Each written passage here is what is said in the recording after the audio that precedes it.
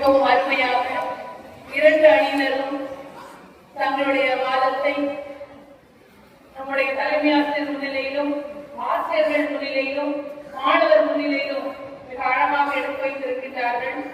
எனவே இரு அணியை சார்ந்தவர்களுக்கும் என்னுடைய மனமார்ந்த வாழ்த்துக்களையும் பாராட்டுகளையும் உங்கள் அனைவரும் சார்பாக முதலில் தெரிவித்துக் கொள்கின்றேன். நன்றி. பட்டிமன்றம் அப்படின்னா எப்படி இருக்கும் அப்படின்றத பல தொலைக்காட்சிகளையும் பல ஊடகங்களையும் நம்ம பார்த்திருக்கோம். ஆனா இன்னைக்கு நான் மாணவர்கள் மத்தியில ஒரு ஆங்கிலோ ஸ்கூல்ல இவ்வளவு அழகான பட்டிமன்றம் நடக்குதுன்றத முதல் முறையாக பார்த்து உண்மையிலேயே நான் ரொம்ப மகிழ்ச்சி அடைகின்றேன். எல்லாத்தையும் பட்டிமன்றம்னா ஒரு 3 பேர் வைப்பாங்க, அதிகபட்சம் 5 பேர் தான் இருப்பாங்க. ஆனா நம்முடைய பள்ளியில் ஒரு பட்டிமன்றத்தை தயார் செய்யறது எவ்வளவு சிரமமான விஷயம் அப்படின்றது அந்த மாணவர்களுக்கும் அந்த அவர்களுக்கு பயிற்சி கொடுத்த அந்த தமிழ் ஆசிரியர்களுக்கு தான் தெரியும். பெற்றோர்களுக்கு அவங்க குழந்தை மட்டும்தான் தெரியும். ஆனா அவங்க 14 பேரை தயார் செய்யக்கூடிய அந்த தமிழ் ஆசிரியர் பஞ்சபாண்டவர்கள் 5 இருக்கிறாங்க. அந்த 5க்கும் முதல் என்னுடைய சார்பாக அந்த 5 பேரும் கடந்த ஒரு மாதமாக இரவு பகலாக இவர்களை பற்றியே யோசித்து யார் என்ன எழுதிட்டு வருவாங்க, யார் என்ன பேச போறாங்க அப்படின்னு ரொம்ப பயந்து இருந்திருப்பாங்க. ஆனா இன்னைக்கு பார்த்தா நம்ம எப்படி தாண்டவாடுன்னு எனக்கு தெரியல. ஒரு ஆங்கிலோ தமிழ் பேசுவாங்களான்னு சந்தேகமா இருக்கு, நிஜமாவே சந்தேகமா இருக்கு. நம்ம தலைமை ஆசிரியர் நம்மளுக்கு இவ்வளவு முக்கியத்துவம் கொடுத்து இந்த அளவுக்கு உங்களை உற்சாகப்படுத்தி 14 பேர் பேச வச்சிருக்க செய்தி நம்ம முதலமைச்சருக்கு போயிருந்தாங்க. இப்ப அவங்களுக்கு முதலமைச்சர் அவார்டு கொடுத்திருப்பாரு. அவருடைய தலைமை ஆசிரியருக்கு ஒரு மொழி பற்றாளர் என்ற ஒரு நல்ல ஆசிரியர் விருது கண்டிப்பா வந்து சேரும். இந்த செய்தி எங்கேயாவது போகணும். ஏன்னா இந்த அளவுக்கு ஒரு சீர சிறப்புமாக இவ்வளவு பாடத்திட்டங்கள், கலைத்திருவிழாக்கள், எவ்வளவு ப்ரோக்ராம் இருக்குது. இது மட்டும் கிடையாது. அவங்க லிஸ்ட்ல எடுத்து டைரியில பாத்தீங்கன்னா நிறைய வச்சிருப்பாங்க. ஆனாலும் நம்ம தமிழ் டீச்சர் கூட வந்து கேட்டாங்க, ஒரு வருஷம் பட்டிமன்றம் நடத்துறோம், ஒரு வருஷம் போட்டி வச்சுக்கலாம் அப்படின்னு அவங்க கேட்ட உடனே சரி அப்படின்ட்டாங்க. வழிவு கொடுக்குறாங்க. பாத்தீங்களா, உண்மையாவும் இதெல்லாம் மெச்சத்தக்கக்கூடிய ஒரு விஷயம். எனவே ஒரு ஆங்கிலோ இந்தியன் மேல்நிலை பள்ளியில் 9th ஸ்டாண்டர்ட் மாணவியும் 12th வகுப்பு மாணவர்களும் போட்டி போடுறாங்க. 11th 12th கூட கிடையாது. ஒரு உயர்நிலை ஒரு மேல்நிலை இது அழகாக எடுத்து பேப்பரை பார்த்து கூட படிக்கல. இது 1-2 தான். தெரியாத பாயிண்ட் கண்டிப்பா பார்க்கணும். பட்டிமன்றத்தில் என்ன சொன்னாங்கன்றத அவங்க குறிச்சு வச்சிருப்பாங்க பேப்பர்ல. அதுக்காக அதை பார்த்தாதான் அதை பற்றிய விவாதம் அவங்களால கொடுக்க முடியும். ஒவ்வொருத்தருமே ரொம்ப அழகா ரொம்ப அழகா அவங்க சொன்ன பாயிண்டை எடுத்து மனப்பாடமே பண்ணாம அதனை ஒட்டியும் வெட்டியும் ரொம்ப அழகா கொடுத்திருக்கிறாங்க. அந்த மாணவிகள் உங்களுக்கு ஒரு முன்மாதிரி. இந்த பட்டிமன்ற பேச்சாளர்களை போல அடுத்த வருஷம் இன்னொரு 14 பேர் இருக்காங்க. இவங்களுக்கு அந்த வாய்ப்பு கிடைக்காது. கண்டிப்பா 12th வெளியே போயிருவாங்க, 9th 10th போயிருவாங்க. மிஸ் கண்டிப்பா அவங்களே சேர்க்க மாட்டாங்க. ஏன்னா போர்டு எக்ஸாம் எழுத போறாங்க. போர்டு எக்ஸாம் அப்ப இப்ப 8th படிக்கிறவங்க அடுத்த வருஷம் நான் பட்டிமன்றத்துக்கு தயாராகணும். இப்பவே அப்படி ஞாபகம் வச்சுக்கோ. ஏதாவது யூடியூப்ல பட்டிமன்றம் பார்க்கும்போது அதை அப்படியே நல்லா பார்த்து கிரகிச்சு வச்சுக்கோங்க. கண்டிப்பா அடுத்த வருஷம் மிஸ் கூப்பிட்ட உடனே 9th 11th அந்த மாதிரி மாணவர்களுக்கு கண்டிப்பா வாய்ப்பு கொடுப்பாங்கன்னு நினைக்கிறேன். அப்படிதான் மிஸ்? ஆமா, போயிட்டாங்க, தலையாடிட்டாங்க. தலையாட்டாங்க. அதனால அந்த வாய்ப்பு அடுத்த வருஷம் அப்படிதான் வரும். சரி, தமிழன் என்றோர் இனம் உண்டு, தனியே அவனுக்கு ஒரு குணம் உண்டு என்று தமிழனுக்கு ஒரு அடையாளம் கொடுத்தவர் யார் அப்படின்னா கவிஞர் ராமலிங்க அடிகள். தமிழன் என்பவன் எங்கு சென்றாலும் அவனுக்குரிய பண்போடு அவர் வாழ்வார். சுமார் 2000 ஆண்டுகளுக்கு முன் தோன்றிய நம்முடைய தமிழ் கலாச்சாரம் இன்று உலகெங்கும் வியாபித்துள்ளது என்பது நம்முடைய குழந்தைகள் ரொம்ப அழகா சொன்னாங்க. தமிழ்நாடு மட்டுமல்ல, இலங்கை, மொரிஷியஸ், மலேசியா, சிங்கப்பூர் போன்ற பல்வேறு நாடுகளிலும் தமிழ் இன்று வளர்க்கப்பட்டு வருகிறது. அங்கு அரசுகளால் நம்முடைய தமிழ் மொழியானது அங்கீகரிக்கப்பட்டு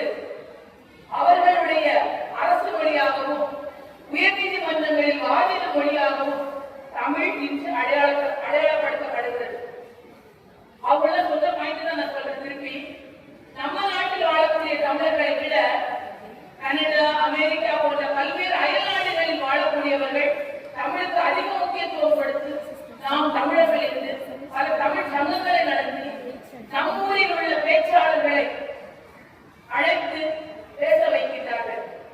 இந்த பேச்சாளர்கள் தான் ஒரு ஸ்கூல்ல இந்த மேடையை பயன்படுத்தக்கூடிய பேச்சாளர்கள், ஆசிரிய பெருமக்கள் உருவாக்கக்கூடிய இந்த பேச்சாளர்கள் தான் பிற்காலத்தில் ஒரு சிறந்த பேச்சாளர்களாக, ஆன்மீக சொற்பொழிவாளர்களாக, இலக்கியவாதிகளாக மாறுகிறார்கள். இவங்க நாளைக்கு போவாங்க, அங்கெல்லாம் பேசுறது. இங்கெல்லாம் தமிழ் கலாச்சாரமானது பின்பற்றப்பட்டு வருகின்றது என்பது உண்மை. சாப்பாட்டு விஷயம், இன்று நாம் உண்ணக்கூடிய உணவுகள் தான் நமக்கு பலத்தை கொடுக்கின்றது, மன வலிமையை கொடுக்கின்றது. உணவுக்கும் நம்முடைய உணவுகளுக்கும் ஒரு பெரிய தொடர்பு இருக்குது. நம்ம தாத்தா பாட்டி எல்லாம் பாத்தீங்கன்னா இன்னுமே 85-90 வயசு வரைக்கும் இருக்கிறாங்க. ஆனா இப்போ உள்ள தலைமுறை என்ன சொல்றாங்க, நாங்க 40 வயசு வரைக்கும் இருக்குமா தெரியல அப்படின்றாங்க. அப்போ நம்முடைய உணவு பழக்க வழக்கங்கள் இன்னைக்கு நன்றாக இருந்து கொண்டு இருந்தது, இன்னைக்குதான் அது மாற ஆரம்பிச்சது. ஆனா அயல்நாட்டில் உள்ளவர்கள் நம்முடைய நாட்டில் உள்ள அது கஞ்சா இருக்கலாம், கேழ்வரகா இருக்கலாம், அதெல்லாம் விரும்பி சாப்பிடுறாங்க. இன்றும் கலாச்சாரம் மதிக்கப்பட்டு கொண்டிருக்கிறது. ஆடைகளை எடுத்துக்கொண்டால் இது நல்லதா ட்ரெஸ் பண்றாங்க, நல்லதா ட்ரெஸ் பண்றாங்க. டீச்சர்ஸ் எல்லாம் பார்க்க எல்லாரும் அழகா சாரி கட்டியிருக்கிறோம். தீபாவளி வரட்டும், பொங்கல் வரட்டும், எல்லாரும் அழகா சாரி கட்டியிருக்கிறோம். கல்யாணம் வரட்டும், இன்னும் நம்முடைய பழைய பழக்க வழக்கம் நம்மை விட்டு மாறவே இல்லை. திருமணம் வந்துச்சுன்னா இன்னும் வந்து ஊரப்புடவை கட்டுறது, பட்டுப்புடவை கட்டுறது, மாங்கல்யம் எடுத்து கொடுக்கிறது, வெட்டி போடுறது, எல்லாமே நம்முடைய பாரம்பரிய வழக்கங்கள் நம்மளால் பின்பற்றப்படுகிறது. ஒவ்வொருத்துக்கு ஒரு காரணம் வச்சிருக்காங்க. எதுவுமே கூட நம்பிக்கைகள் கிடையாது, எல்லாமே அறிவியல். காலையா வெட்டி போடுறாங்க அப்படின்னா அது யூட்ரஸ்க்கு ரொம்ப நல்லதுன்றாங்க. அந்த அடி பாதத்துல ஏற்படக்கூடிய அந்த அதிர்வுகள் வந்து உடம்புல ஆரோக்கியங்களுக்கு எல்லாம் நல்லதுன்றாங்க. மஞ்சள் வந்து ஒரு திருச்சி நாசி, அன்னைக்கு கோலம் போட்டாங்க. எதுக்கு? சின்ன சின்ன உயிரினங்கள் வந்து சாப்பிட்டு போவதற்காக அரிசி கோலம் போட்டாங்க. இதெல்லாம் நம்முடைய கலாச்சாரங்கள் இன்று பின்பற்றப்பட்டு கொண்டு வருகிறது.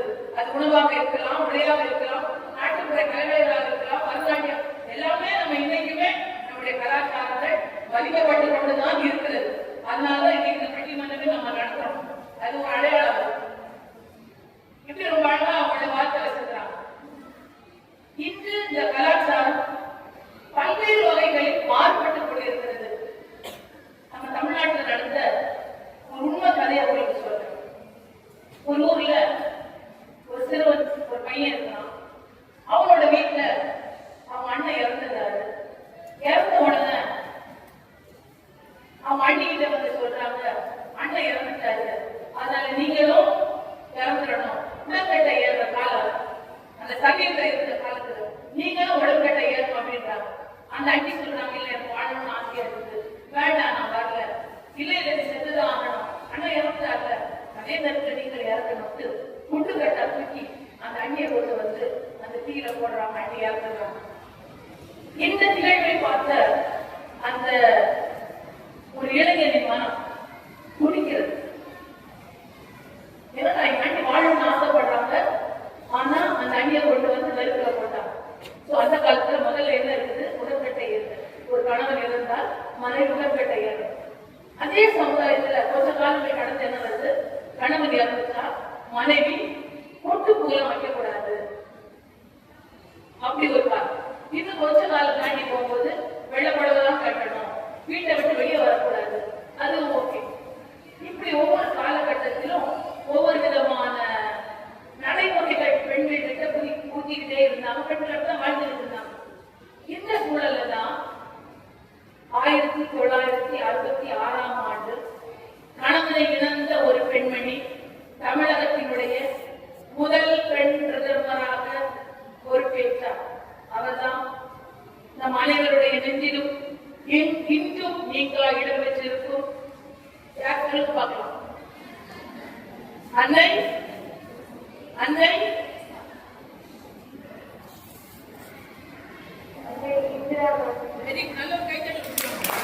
அன்னை இந்திரா காந்தி அவர்கள்.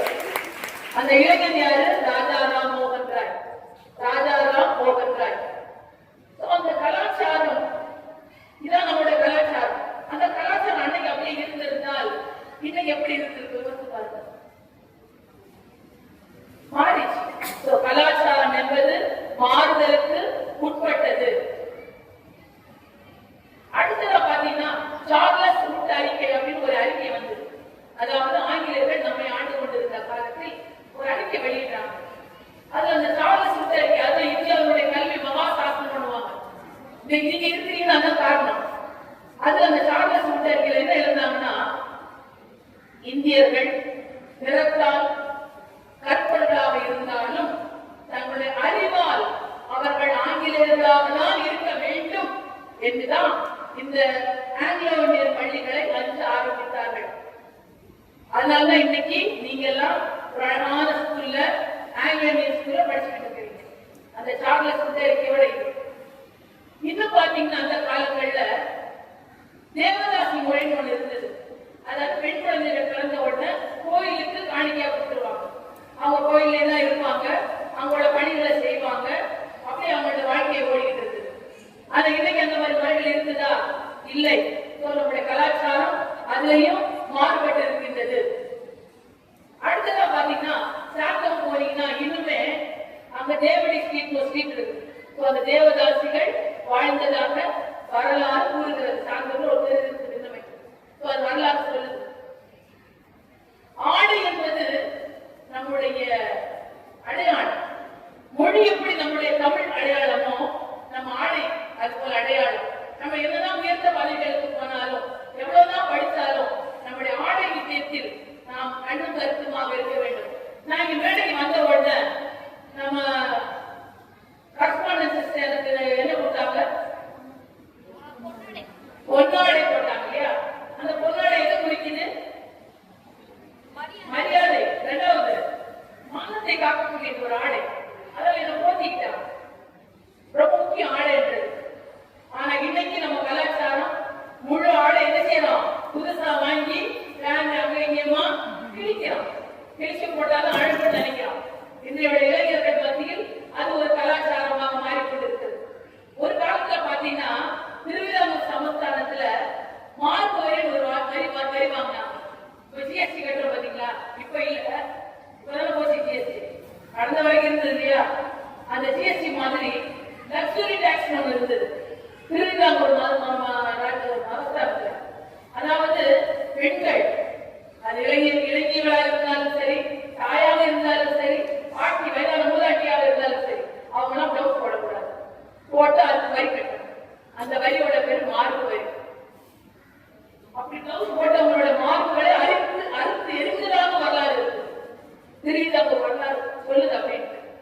அதுக்கப்புறமா தான் பெரியார் போன்ற தமிழ் அறிஞர் பெருமக்கள் நம்ம மேல இறக்கம் போட்டு இதுக்கு ஒரு விழிப்புணர்வு ஏற்படுத்த வேண்டும் என்று வைக்கம் போராட்டத்தை நடத்தி நம்முடைய முட்டி வரைக்கும் இருந்த புடவைய முழங்கால் வரைக்கும் கணுக்கால் வரைக்கும் கொண்டு வந்தாங்க. பிளவுஸ் அணிநாட்ட சட்டத்தை கொண்டு வந்தாங்க. அந்த மாதிரி நம்முடைய கலாச்சாரம் அந்த சட்டையே போடக்கூடாத கலாச்சாரம் நம்முடைய பெரியவர்களால் பல தலைவர்களால் இன்று நமக்கு அது மீட்டு எடுத்துக் கொடுக்கப்பட்டுள்ளது. அது கல்வி முறைகள் பார்த்தீங்கன்னா இந்த கல்வி முறையெல்லாம் முன்னாடி கிடையாது. முதல்ல உயர்ந்த அறிஞர்கள் மட்டுமே படிக்கக்கூடிய ஒரு குருகுல கல்வி முறை இருந்தது. ஸ்டூடெண்ட் டீச்சர் வீட்டுல இருப்பாங்க, டீச்சருக்கு பணிகளை செய்வாங்க, அவங்க என்ன சொல்றாங்களோ அதெல்லாம் அவங்க செய்வாங்க. ஒரு உன்னதமான ஒரு மாணவர் ஆசிரியர் உறவு இருந்தது. டீச்சரை பார்த்து குழந்தை கத்துக்கும் அப்படி இருந்தது. அடுத்தது திணை பள்ளி வந்தது.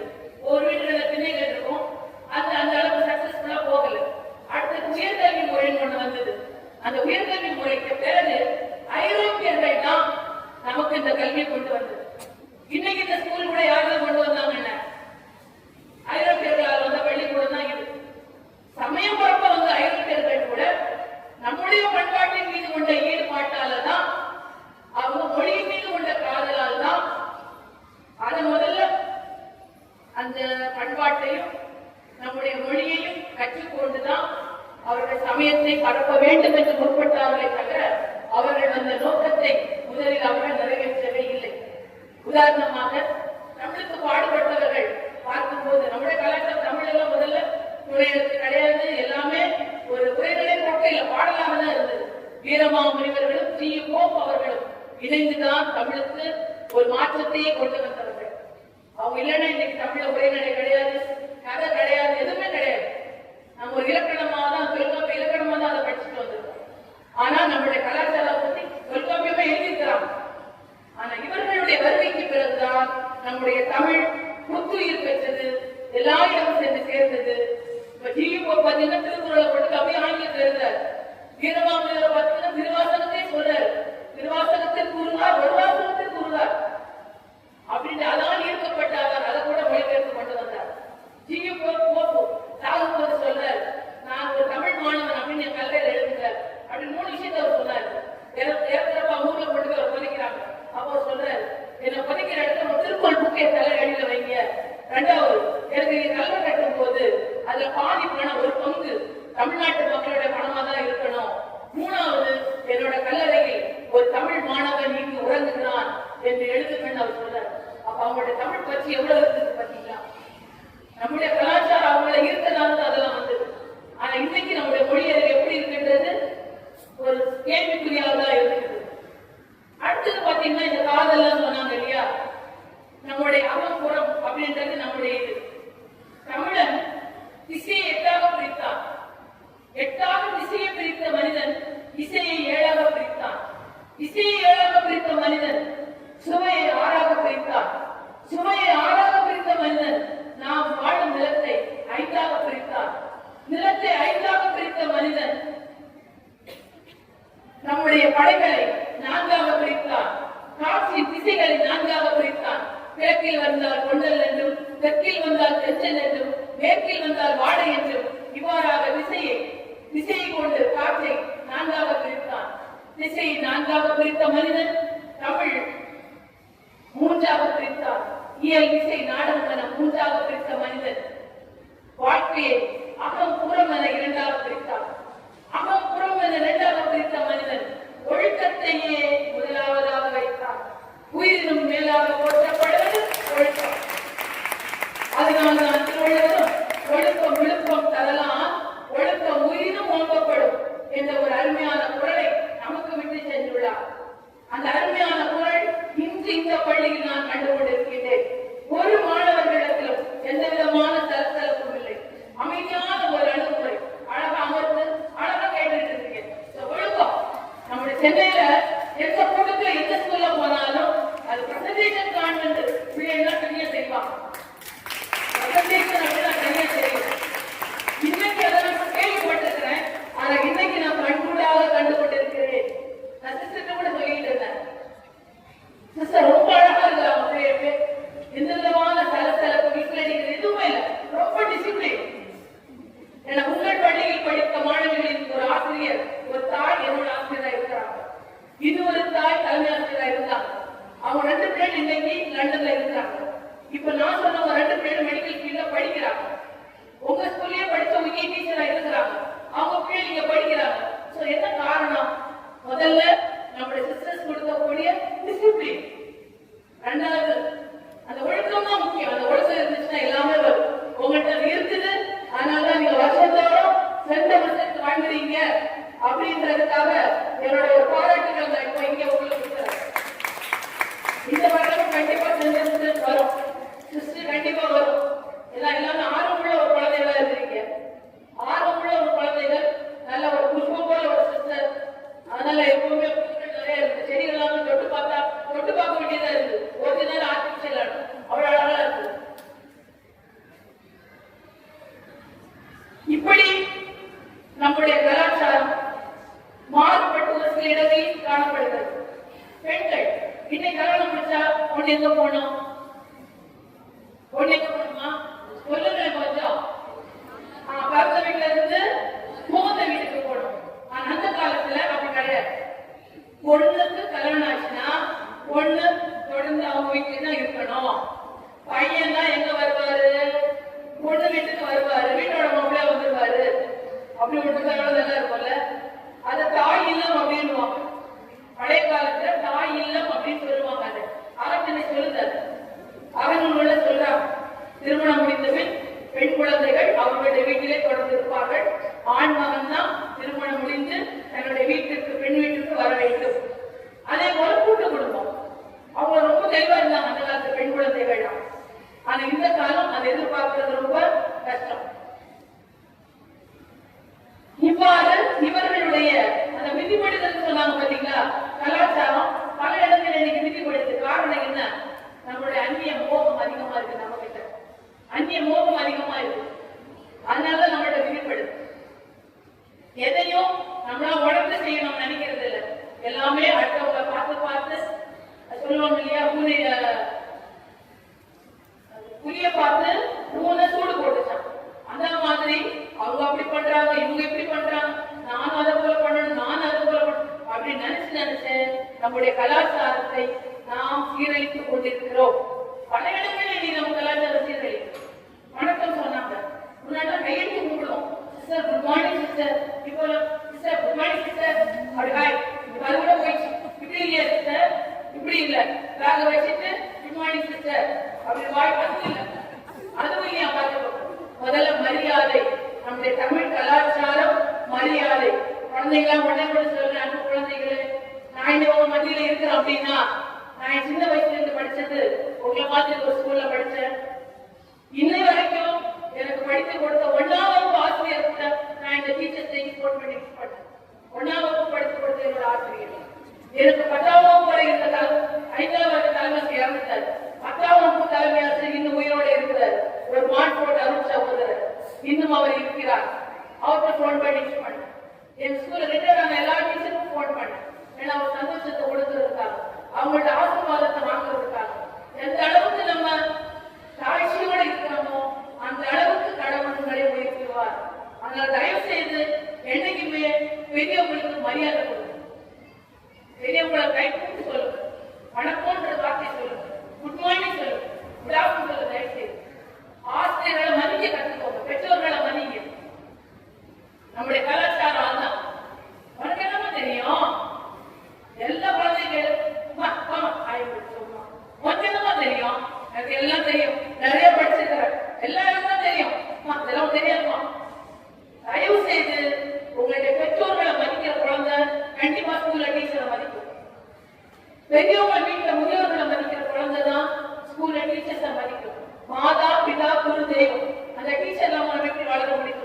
என்னதான் வரட்டும், என்ன கம்ப்யூட்டர் இருந்தாலும் யூடியூப் இருந்தாலும் என்னதான் ஏஐ வந்தாலும் உன்னை சாப்பிட்டியா கேட்கறதுக்கு ஒரு டீச்சர் வேணும், ஓவர் பண்ணியா கேட்கற ஒரு டீச்சர் வேணும். அதை பாப்ப, அது உன்கிட்ட பேசுமா, அது உன்கிட்ட பேசுமா, உடம்பு சரியில்லைன்னு கேட்குமா, எனக்கு எங்க போறேன்னு உங்களை கேட்குமா? வெறும் ஏஐ பார்த்து தகவல்களை பெறலாம், ChatGPT தகவல்களை பெறலாம், ஆனா எதுவும் உங்களிடம் திருப்பி பேசாது. இன்னைக்கு ஒரு டிரைவர் கண்டக்டர் ஒரு பஸ்ல போறாங்கன்னா அவங்க ஒரு தப்பு செய்தா அந்த பஸ்ஸோட பிரயாணிகள் இறந்து போவாங்க. உண்மைதானே அது?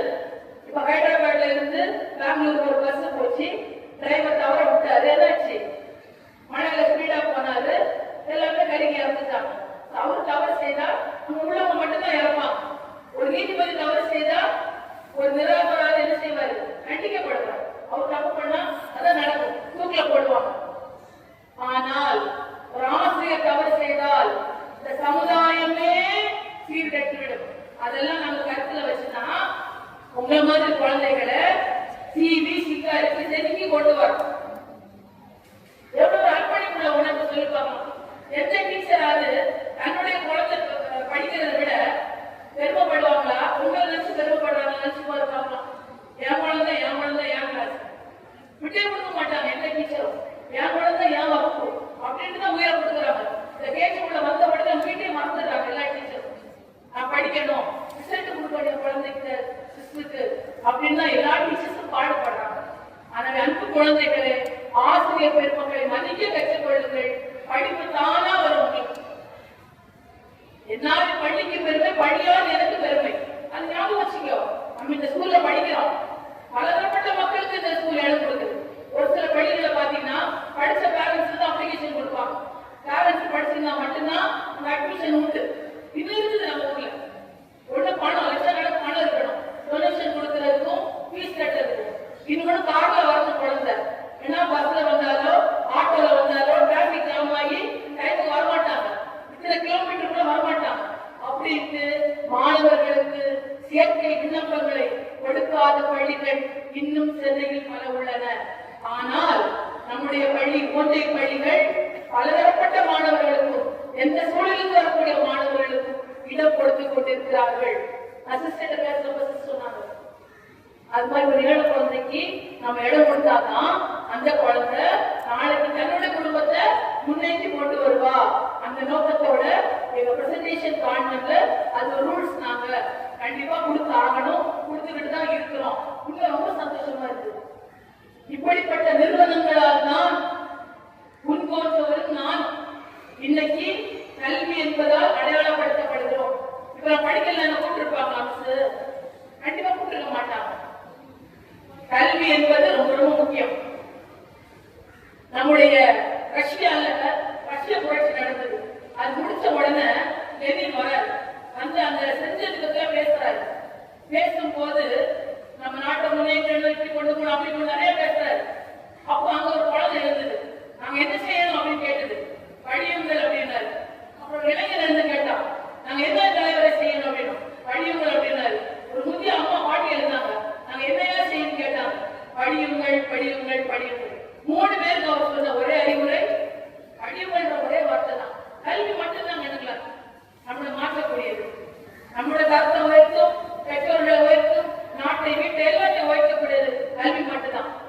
இப்ப இவங்க 2 அம்மா சந்திக்கிறான்னு வச்சுக்கோங்களேன். முதல்ல என்ன கேட்பாங்க? 2 அம்மா சந்திக்கிறாங்க, என்ன கேட்பாங்க? 2 அம்மா சந்திக்கிறாங்க, என்ன கேள்வி கேட்பாங்க? என்ன கேட்பாங்க? என்ன பேசிப்பாங்க? அம்மா கேட்கிறது என்ன பேசுவாங்க?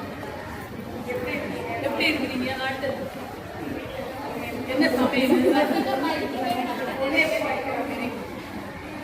எப்படி இருக்கிறீங்க? 2 அம்மா கேட்கறத பாக்குறான்னு வச்சுக்கோங்களேன். இவங்க ரோட்ல வழியில பாக்குறாங்க. 2-3 கேள்வி கேட்பாங்க. என்ன சாப்பிட்டீங்க? என்ன சமையல்? பொண்ணு எங்க படிக்கிறா? இந்த கேட்கல அந்த கேள்வி கேட்க மாட்டாங்க. பசங்களை பார்த்தா கேட்பாங்க. இதே ஆட்டோல போறப்ப கேட்பாங்க, உங்க பொண்ணு எங்க படிக்கிறா? ஏன் படிக்க படிக்கிறா? இந்த அந்த 2-3 கேள்வி தான் கேட்பாங்க. அதை தவிர உங்க பிள்ளைக்கு எவ்வளவு சொத்து சேர்த்து வச்சிருக்கீங்க? மெட்ராஸ்ல எத்தனை பிளாட் வாங்கி வச்சிருக்கீங்க? எத்தனை பிளாட் வாங்கினீங்க? எத்தனை வீடு வாங்கினீங்க? எந்த பேலன்ஸ் தான் கேட்பாங்க.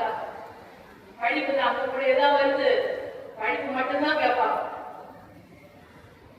படிப்பு மட்டும்தான்.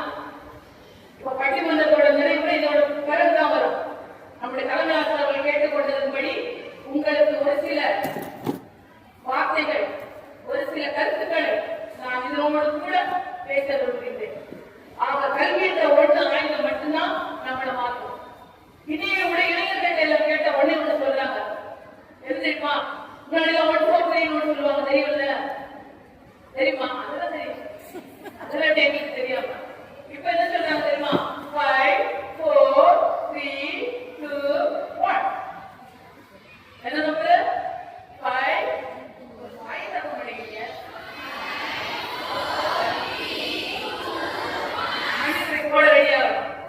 இதான் இளைஞர்களோட பாடம். 5 என்பது 5 இலக்க எண்ணில் உள்ள சம்பளத்தை குறிக்கிறது. எனக்கு அதான் 4 என்பது எனக்கு 4 சக்கர வாகனம் வேண்டும். 3 என்பது ட்ரிபிள் பெட்ரூம் உள்ள வீடு ஒன்று எனக்கு வாங்கணும். 2 என்றது 2 குழந்தை. 1 என்றது யாரு? 1 யாரு? ஒரே கணவன் ஒரே மனைவி, ஒருத்தர் ஒருத்தினாங்க இல்லையா? அந்த பண்பாடு. இதுதான் இன்றைய இளைஞர்கள் கேட்கிறாங்க. வேற எதுவுமே வேண்டாம், மார்க்கா மனம் இல்லையாவா? எல்லாமே ஆசை இருக்குது. எனக்கு கார் ஓட்டணும். எத்தனை பேர் கார் ஓட்டுறது பிடிக்கும்?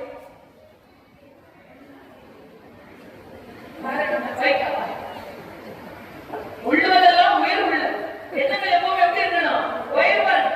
இன்னும் சைக்கிள் வச்சுக்கிட்டு இருக்கீங்க, ஸ்கூட்டி 2 வீலர் வச்சுக்கிட்டு எப்படி? கார் எப்பதான் ஓட்டுறது? Very good.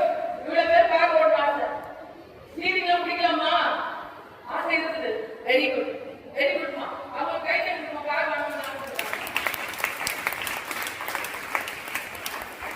கார் ஓட்டணும், ஸ்டீரிங் எப்படி பிடிக்கணும், ஹைவேஸ் எப்படி போகணும் வரணும், கார் பார்க்கிங்ல கொண்டு போய் காரை நிறுத்தணும். அழகெல்லாம் ஆசை, உண்மையை பாராட்டப்படக்கூடிய விஷயம். ஆனா யாரோட கார் கொண்டு போய் ஓடுறது? யாரோட கார் மாமனார் வீட்டுல கொடுக்குற காரையா அப்பா அம்மா காரையா இருக்கிறது? நான் படிச்சு நான் மேல வந்து நான் கார் வாங்கணும், இஎம்ஐ இல்லாம நான் கார் வாங்கணும். செய்வீங்களா? அதுக்கு பதில் வரல. நீங்க பதில் கட்டலாம் கூட கௌரவம் நினைக்கிறேன். சொன்னாலும் நாமளே என்ன செய்யணும்? வாங்கி அந்த மாதிரி சொந்த முயற்சியில வாங்குறதுக்கு ட்ரை பண்ணணும். சரியா? எல்லாமே நம்ம கிட்ட தான் இருக்கு, எல்லாமே நம்ம கிட்ட தான் இருக்கு. ஒரே ஒரு கதை சொல்லி முடிச்சிடுறேன். அரசன் ஒருவர் இருந்தான். ஒரு முறை ஒரு ஆணையிட்டான். அங்க ஒரு கதவு இருக்குது, அரச வாயில உள்ள ஒரு கதவு. அதை யாருக்கு திறக்கிறாங்களோ அவங்களுக்கு இந்த நாட்டினுடைய ஒரு பகுதி நான் கொடுத்துருவேன், அப்படி இல்லைன்னா கையை வெட்டிடுவேன் அப்படின்னா எல்லாரும் பின்வாங்குறாங்க.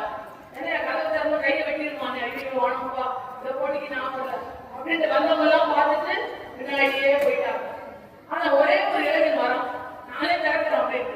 அப்ப எல்லாரும் கேட்கிறாங்க, அறிவில்லை உனக்கு, இவ்வளவு பேர் பின்னாடி வராங்க, நீ மட்டும் கதவை திறக்கிறேன்னு வர, கதவை திறந்தாதான் ஆச்சு, இல்லைன்னா கையை வெட்டிட்டு வேண்டாம், வேணாம் போ அப்படின்னு அவன் சொன்னான். கதவை திறந்தா எனக்கு இந்த நாடே கிடைக்கும், ஆனா திறக்கலன்னா கையை மட்டும்தான் வெட்டுவாரு, நான் உயிரோட தானே இருப்பேன் அப்படி என்று தன்னம்பிக்கையோடு தன் மேலுள்ள நம்பிக்கையோடு சென்று கதவை தள்ளினான். அது ரொம்ப சுலபமாக திறந்து கொண்டது. இதைதான் நம்ம கிட்ட இன்னைக்கு எதையுமே தூரத்திலிருந்து பார்த்துட்டு கஷ்டம் நினைச்சுக்கிட்டே இருக்கோம். ஆனா பக்கத்துல பார்த்தா எல்லாமே எளிதாக முடியும். அதனால தன்னம்பிக்கையோட எல்லாத்தையும் கால் எடுத்து வைங்க. அது படிப்பாக இருக்கலாம், மற்ற கலைகளாக இருக்கலாம், எந்த துறையாக இருந்தாலும் எல்லா துறைகளுக்கும் நிபுணத்துவம் வாய்ந்த எக்ஸ்பர்ட் தேவைப்பட்டு தான் இருக்காங்க. எல்லா துறைகளையும் தேவைப்படுறாங்க. இப்போ முடிஞ்சு போச்சு எதையும் நினைக்காதீங்க. நீங்க எதை எடுத்து படிச்சாலும் நல்லா படிங்க, அதுல ஷைன் பண்ணுங்க, அதுல ஒபீடியன்ட் உள்ள கேளா இருங்க. பெற்றோர்களையும் ஆசிரியர் பெருமக்களையும் மதிக்க கற்றுக்கொள்ளுங்கள், பெரியவர்களை மதிக்க கற்றுக்கொள்ளுங்கள், நல்லா படிங்க. உங்களுக்கு நல்ல எதிர்காலம் கண்டிப்பாக இருக்கிறது. இதுதான் நம்முடைய தமிழ் கலாச்சாரம் சொல்லித்தரும். இந்த அந்நிய மோகங்களாலும் ஊடகங்களாலும் நம்முடைய கலாச்சாரமானது பல்வேறு வழிகளில் சீரழிந்து கொண்டுதான் இருக்கிறது. அப்படி சீரழிந்து கொண்டு இருந்தாலும் நம்முடைய கலாச்சாரம் இன்றைய இளைஞர்களால் பல இடங்களில் தூக்கி நிறுத்தப்பட்டுக் கொண்டு இருக்கிறது என்பதை நாம் மறந்துவிடக்கூடாது. அவர்கள் கூறியது போன்று தீபாவளி பொங்கல் என்று வந்தாலும் நம்முடைய பாரம்பரிய உடைகளை அவர்கள் அணித்து வந்து அந்த தமிழ் உணர்வை அவர்கள் காட்டுகிறார்கள் என்றால் நிச்சயமாக நாம் அவர்களை மதிக்க வேண்டும். அயல் நாடுகளில் நம்முடைய தமிழர்கள் ஒருவருக்கு ஒருவர் சந்தித்துக் கொள்ளும் போது தமிழிலே உரையாடி மகிழ்கிறார்கள். என்னதான் இங்கிலீஷ்ல பேசினாலும் வெளிநாடுகளில் மற்ற இடங்களில் பார்க்கும் போது அவர்கள் தமிழை பேசுறாங்க, தமிழ் சங்கங்களை வச்சிருக்கிறாங்க, யூனிவர்சிட்டியில தமிழ் பலகைகளை வச்சிருக்கிறாங்க, நிறைய அறிக்கைகள் ஆய்வு கட்டுரைகள் எழுதுறாங்க. இவ்வாறு தமிழை வளர்த்துக் கொண்டுதான் இருக்கிறார்கள். தமிழ் கலைகள், யோகா போன்ற பயிற்சிகள் எல்லாமே நம்முடைய உணவு பழக்கங்கள் ஆனாலும் சரி, யோகா போன்றவை நாட்டுப்புற கலைகள் அனைத்துமே இன்றும் அந்நிய தேசத்தாலும் புகழப்பட்டு பாராட்டப்பட்டு வருகிறது. அயல்நாட்டில் உள்ளவர்கள் இங்கு வந்து திருமணம் செய்து கொள்கிறார்கள். எனவே அன்பு குழந்தைகளே, நாம் அந்நிய மோகத்துக்கு ஆட்பட்டு நம்முடைய கலாச்சாரத்தை எந்த வகையிலும் அழித்து விடாமல் நம்முடைய பாரம்பரியம் என்பது நம்முடைய உணர்வோடும் உள்ளத்தோடும் என்றும் கலந்திருக்க வேண்டும். நான் தமிழன் என்பது நாம் எப்பொழுதுமே பெருமைப்பட வேண்டும். இதை நம்முடைய நீதி இலக்கியங்கள், அற இலக்கியங்கள், சமய இலக்கியங்கள் அனைத்தும் நமக்கு உணர்த்துகின்றன. அனைத்து மதங்களுடைய புனித நூல்களும் ஏதோ ஒரு கலாச்சாரத்தை பின்னணியாக கொண்டு எழுதப்பட்டதுதான். எனவே நம்முடைய கலாச்சாரமானது மதிக்கப்பட்டாலும் சில இடங்களில் விதிக்கப்படுகிறது என்பது உண்மையே. இருப்பினும் நாம் அந்த கலாச்சாரத்தை விதிபடாமல் நம்முடைய இளைஞர்கள் எடுத்துக்கொண்டு முன்னே சென்று கொண்டிருக்கிறார்கள் என்பதற்கு இந்த பட்டிமன்றமும், இந்த பள்ளியில் நடத்தப்பட்ட இந்த பட்டிமன்றமும் அமர்ந்து இவ்வளவு நேரம் கேட்டுக் கொண்டிருக்கின்ற நீங்களும் அதற்கு ஒரு உதாரணம்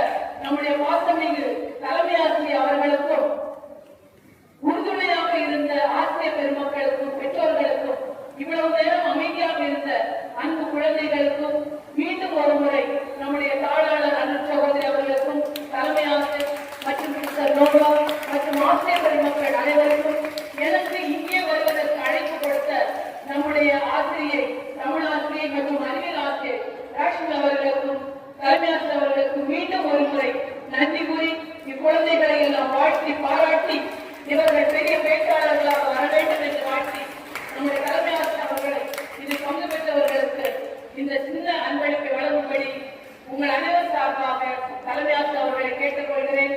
நன்றி, வணக்கம். அருமையான அழகிய தீர்ப்பு வழங்கிய நம் நடுவர் அவர்களுக்கு எங்கள் மனமார்ந்த நன்றி. இப்பொழுது ஒளிபடைத்த கண்ணினராய், உறுதி கொண்ட நெஞ்சினராய், கழிபடைத்த மொழியில் கருத்துக்களை அள்ளி வீசி நம் சிந்தைக்கு சீர்படுத்திய நம் மாணவர்களுக்கு, பேச்சாளர்களுக்கு அன்பளிப்புகளை பரிசாக வழங்க நம் தலைமை ஆசிரியர் அவர்களையும் நம் நடுவர் அவர்களையும் அன்போடு அழைக்கின்றேன்.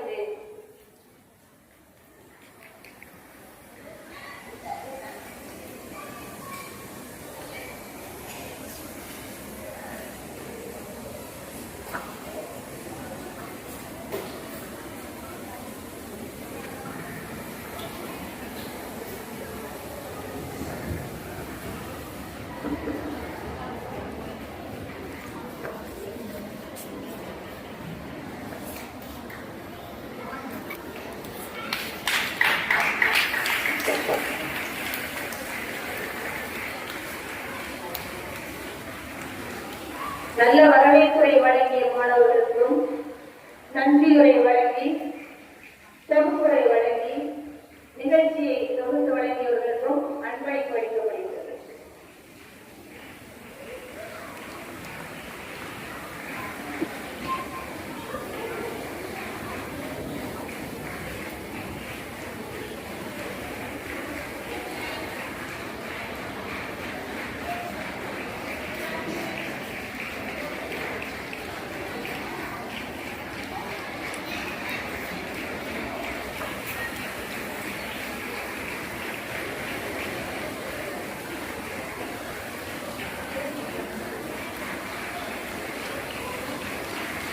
அனைவருக்கும் இனிய காலை வணக்கம்.